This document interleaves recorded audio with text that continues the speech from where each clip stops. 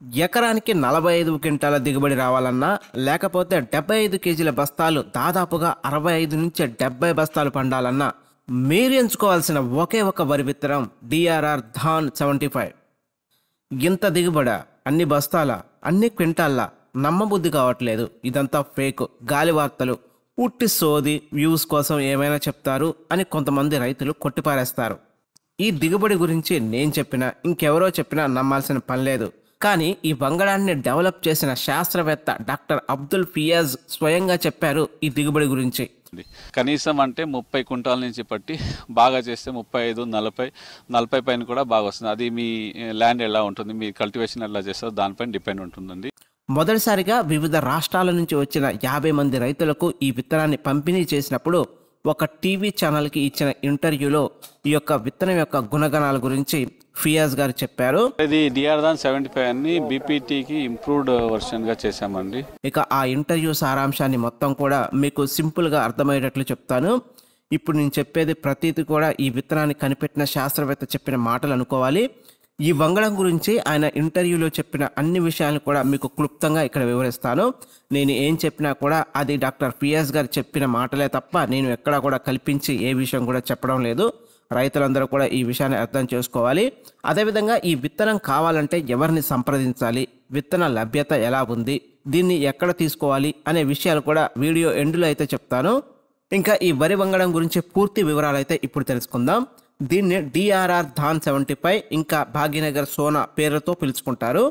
ఈ వరి వంగడాన్ని మొదటిసారిగా అక్టోబర్ 8, 2024 రోజు భారతదేశంలోని వివిధ రాష్ట్రాలకు చెందిన 50 మంది రైతులకైతే పంపిణీ చేశారు. ఈ విత్తనాన్ని తీసుకొని సాగు చేసిన ఒక 5గురికి మాత్రం హెక్టార్కి 12 టన్నుల దిగుబడి వచ్చిందని తెలిపారు. భారతదేశంలో ఇప్పటి వరకు అందుబాటులో ఉన్న వరి వంగడాలు కేవలం 6 నుంచి 8 టన్నుల దిగుబడి మాత్రమే అందించేవి. కానీ డిఆర్ఆర్ ధాన్ 75 హెక్టార్కి 10 నుంచి 12 టన్నుల దిగుబడి అందిస్తుందని రాజేంద్ర నగర్లోని ఐఐఆర్ఆర్కు చెందిన senior scientist doctor Abdul Fayaz గారు తెలిపారు. ఇంకా ఈ ధాన్ 75 వెరైటీలో ఒక్కొక్క కంకిలో 380 నుంచి 400 గింజలు ఉంటున్నాయి. ఇంకా ఇది మధ్యస్థ సన్నగింజ రకం. ఇది సన్నగింజ విభాగంలోకి అయితే వస్తుంది, అందులో ఎటువంటి డౌటు లేదు. సాధారణంగా బీపీటీలో 1000 గింజల బరువు 13 గ్రాములు ఉంటే ఈ యొక్క ధాన్ 75 యొక్క 1000 గింజల బరువు 16.5 గ్రాముల వరకు ఉంటుంది. దీని పంటకాలం వచ్చేసి 125 రోజుల నుంచి 130 రోజుల వరకు ఉంటుంది. ఇంకా ఈ రకం అగ్గి తెగులు, ఎండాకు తెగుళ్ళని బాగా తట్టుకుంటుంది. కానీ కాండం తొలుచు పురుగు, తెల్లకంకిని మాత్రం తట్టుకోలేవదని సీనియర్ సైంటిస్టు అబ్దుల్ ఫియాజ్ గారు తెలిపారు. ఇంకా దీని దిగుబడి విషయానికి వస్తే ఎకరానికి 30 నుంచి 45 క్వింటాల వరకు వస్తుంది. ఇంకా బస్తాల రూపంలో మాట్లాడుకుంటే 75 కేజీల బస్తాలు దాదాపుగా 65 బస్తాల వరకు పండుతుందని సీనియర్ సైంటిస్ట్ గారు తెలిపారు. 30 నుంచి బాగా చేస్తే 40 కూడా వస్తుంది, 40 పైన కూడా రావచ్చు సార్. అది విత్తన లభ్యత గురించి మాట్లాడుకుంటే ప్రస్తుతం మార్కెట్లో ఎక్కడా కూడా ధాన్ 75 అయితే మనకి అందుబాటులో లేదు.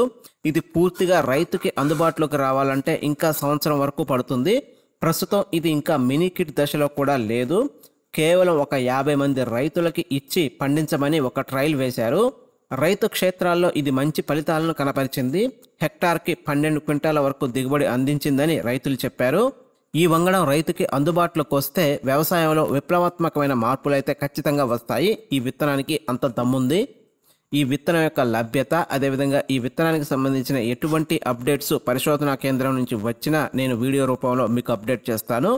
విత్తనానికి సంబంధించిన ఏమైనా డౌట్స్ ఉంటే కామెంట్ బాక్స్లో తెలియజేయండి. Thanks for watching.